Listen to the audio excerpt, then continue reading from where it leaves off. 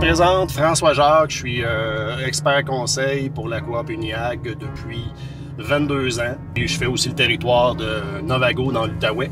J'arpente le territoire depuis ce temps-là. Puis c'est toujours le fun, une belle journée comme aujourd'hui, de vous montrer le territoire, de vous montrer ce que ça a l'air, parce que je trouve que c'est une région qui est particulièrement belle. Et c'est toujours agréable de partir le matin pour aller travailler.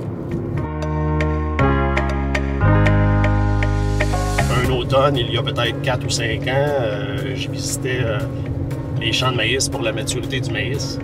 Puis j'ai rentré sur le bord du champ, mais il n'y avait pas beaucoup d'espace. Mais à ce moment-là, j'avais un pick-up. Et lorsque j'ai reculé, comme je disais, l'endroit était quand même assez étroit, mais il y avait un fossé. Puis j'ai reculé dans le fossé. Mais j'ai quand même réagi, j'ai pesé sur les freins. Je pensais avoir remis mes vitesses sur le drive, mais je l'ai laissé sur le reculon. Fait quand j'ai accéléré et j'ai donné mon coup de gaz pour sortir de là, je me suis ramassé dans le fossé.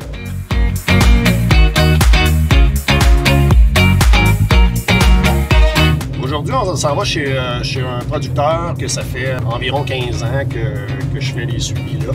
Avant, ils étaient dans une stabulation entravée. Maintenant, ils sont en stabulation libre avec des robots. C'est du monde que j'apprécie beaucoup travailler avec eux. Là, ce qu'on va commencer par faire, on va aller voir le champ de luzerne, voir la repousse de la deuxième coupe, voir si on va avoir une deuxième coupe. Honnêtement, j'ai pas fait de suivi encore sur les champs, mais là, je pense que c'est important parce que ça s'en vient bientôt. Il y a plus par endroit, mais il y a d'autres endroits que c'est plus sec, fait qu'on va aller voir ça.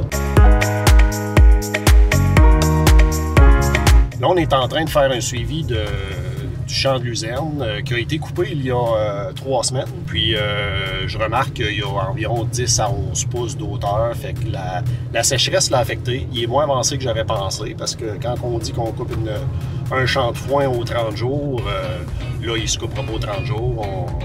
On est dans une région qui est peut-être un peu plus sec que d'autres. C'était très différent d'une région à l'autre, les coups de pluie. Mais c'est pas grave, il va y avoir quand même une deuxième coupe, puis c'est quand même encourageant.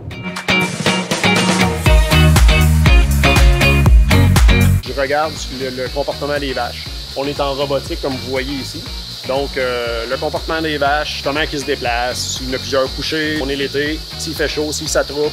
Donc, c'est pas mal ça que je regarde. Naturellement, je regarde aussi la RPM en avant, le mix, voir ce que ça a l'air.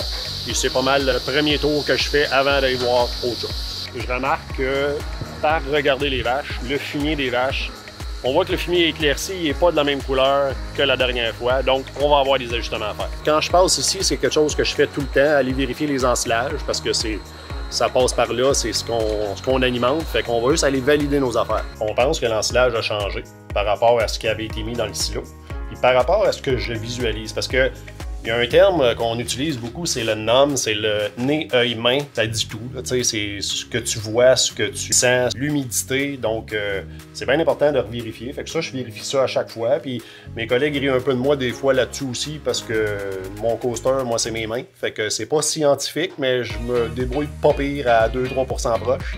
Fait que je vérifie l'humidité avec mes mains.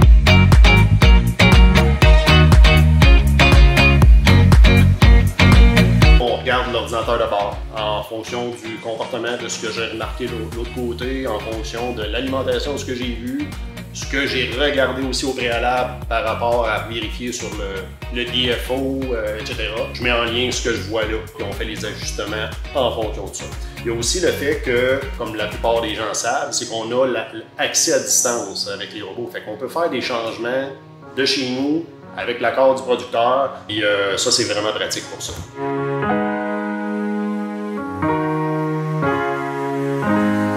On apprend tous les jours.